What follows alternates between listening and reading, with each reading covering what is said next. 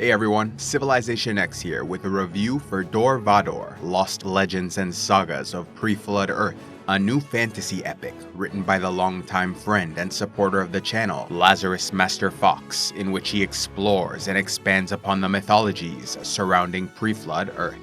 A sprawling tale to be told through a continuing series. Volume 1 focuses on creation, angels, and war, where Lucifer the Lightbringer, greatest and most blessed of the angels, led a bloody rebellion in defiance of the creator El Adonai, who made the universe and everything within.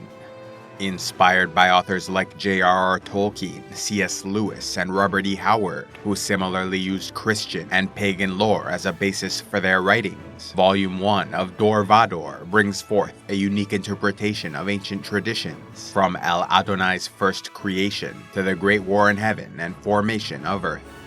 A gripping tale brimming with interesting characters as well as stunning maps and illustrations by the artist G. Eric Barreau. Dor Vahdor left a lasting impression, so captivating one can't help but eagerly await the next volume in the series.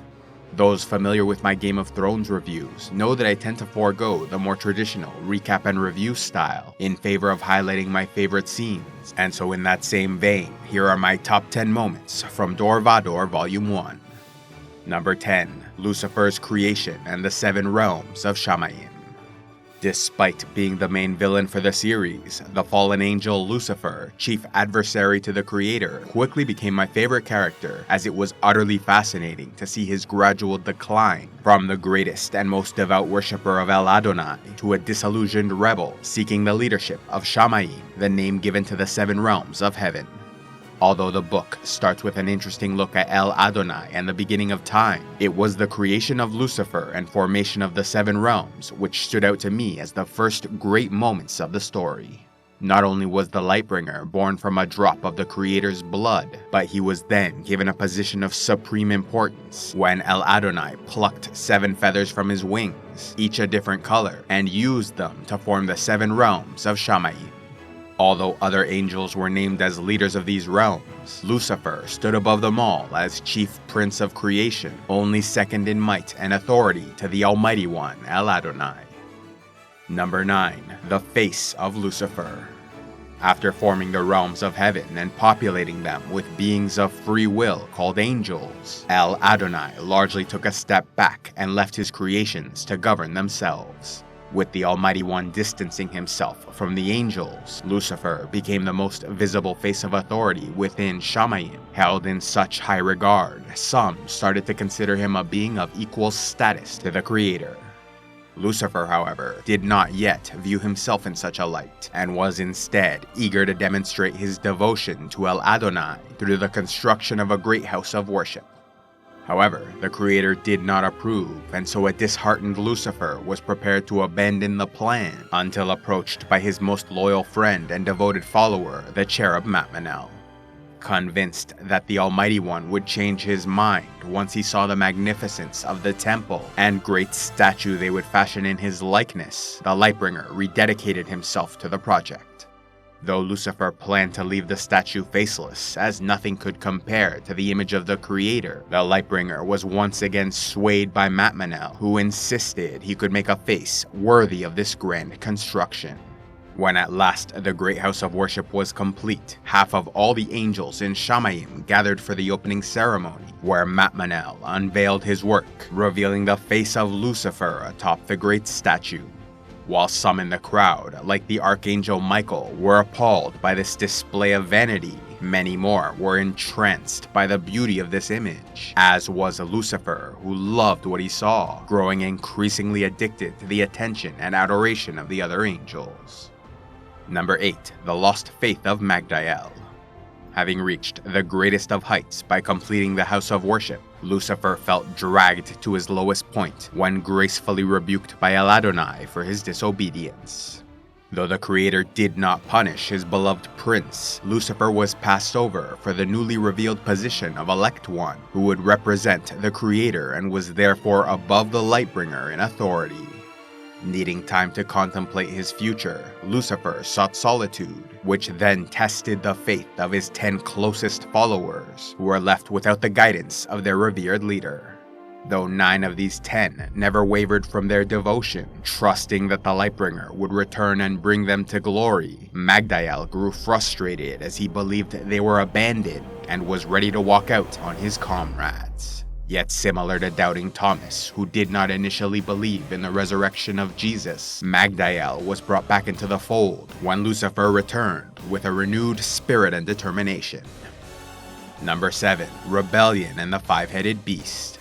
Returning to his followers, Lucifer revealed what he accomplished during his time away, taking his followers to an underground fortress lair, where he unveiled a grand army of warrior angels armed with deadly weapons of war.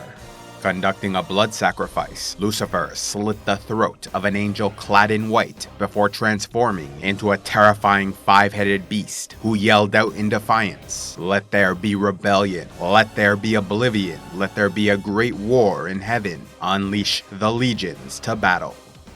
Number 6. The Rescue of Akel. With well over half of all angels initially devoted to the Lightbringer's rebellion, while roughly a third stayed out of the fighting, those still faithful to El Adonai were swiftly defeated in many of the initial battles, as they were not trained, armed, or prepared for war. Nevertheless, the faithful fought on as best they could, with Akel and Samuel leading their armies in defense of the third realm, Shekakim, where they put forth a fierce resistance that might have done great damage to the enemy, if not for the betrayal of Moro, chieftain of the Ophanim angels. When the Ophanim unexpectedly joined Lucifer's forces, the faithful were slaughtered, with Akel harpooned by great javelins and taken alive. Though Samuel managed to escape, his wrath could not be contained upon learning his friend was captured, suffering torture and enduring mockery. Embarking upon a daring rescue mission, Samuel tore his way through the enemy, ripping apart rebels with his bare hands until at last reaching and liberating Akel. Number 5. Lucifer and Michael in single combat. After the fall of the fifth realm, Maon, the Archangel Michael, a cherished leader and commander of the faithful, refused to flee, remaining to face Lucifer in single combat. Although he fought valiantly and with all his heart, he was ultimately bested and given a final chance to surrender and swear fealty to the rebel prince. Despite being at the mercy of his enemy, Michael steadfastly refused to consider betrayal and accepted his impending death. Yet Lucifer did not kill him, instead deciding that Michael should endure a more humiliating fate. Therefore, the Lightbringer cut off his enemy's wings and mounted them to his standard before releasing the Archangel back to the faithful, bloody and broken, as a warning of their approaching doom. Number 4. Lucifer and Castle in single combat. Having conquered nearly all of Shamayim, the seventh realm Aravoth was all that stood between Lucifer and victory. Yet Aravoth was protected by the titanic, 8-winged obsidian seraph, Castle, who oversaw the grand stairwell gate leading to the large white throne of El Adonai. Created with immense power and skill, Castle was the greatest warrior in creation after the Lightbringer, and so stood ready to defend his realm. Unlike the battle with Michael, this foe would not be so quickly bested. Therefore, when Lucifer engaged Castle in single combat, the confrontation was brutal and lasted for eons. But in the end, the chief prince was victorious, granting his opponent one last chance to surrender and join the rebellion. When Castle refused, Lucifer pierced his chest using the Seraph's own spear, hurling him over the mountainside. With his enemies defeated, the Lightbringer transformed into a terrible beast with 5 heads, razor talons, great curved horns, and fangs sharper than steel, becoming Lucifer Seraphant in his moment of triumph. Number 3. The Lion and the Beast. With Shamayim conquered, the faithful army defeated, and El Adonai believed to have fled, Lucifer Seraphant sat victorious upon the large white throne as his legions cheered and worshipped his glory. Yet their joy was short-lived, as the Creator soon re-emerged in the form of a mighty winged lion, roaring so loudly it silenced the rebels, cast them down, and struck fear into their hearts. Tackling Lucifer Seraphant, the lion tore off his head and consumed his adversary whole. The lion then spewed forth the Lightbringer, who watched in horror as his assailant transformed into El Adonai. Realizing his conquest was all but defeated, Lucifer made a final, desperate attempt to assert his dominance by challenging the creator to single combat. El Adonai accepted and named the wounded archangel Michael as his champion. Yet this would not end like their previous battle, as El Adonai revitalized and empowered his warrior, who then used his newfound strength to defeat Lucifer once and for all. With the Lightbringer bested, the Elect One came forth upon a chariot of fire, and with Michael at his side, swept over rebel forces, ending the war. Number 2. Defiant Until the End. With the war lost and his armies disbanded, Lucifer was taken captive, but held in luxurious surroundings, while treated as an honored guest. El Adonai hoped this would give him time to reflect upon his actions and seek forgiveness for his many mistakes, yet this did not occur, as Lucifer remained defiant until the end and refused to consider repentance, instead growing bitter and resentful during his captivity. When the Creator finally visited, giving him a chance to leave the darkness and return to the light, Lucifer scorned his offer, cursed his mercy, and yelled out in rebellious hatred, vowing to remain the adversary and enemy of El Adonai for all eternity. Number 1. Satan's Second Invasion. Having refused the Creator's mercy, Lucifer and his followers were exiled from Shamayim, doomed to dwell in the furthest reaches of the firmament, loathing each passing moment until the day of final judgment, when they would be cast into the eternal torment of Gehenna. In addition to their banishment, they were each stripped of their names and given new designations for the rest of their existence.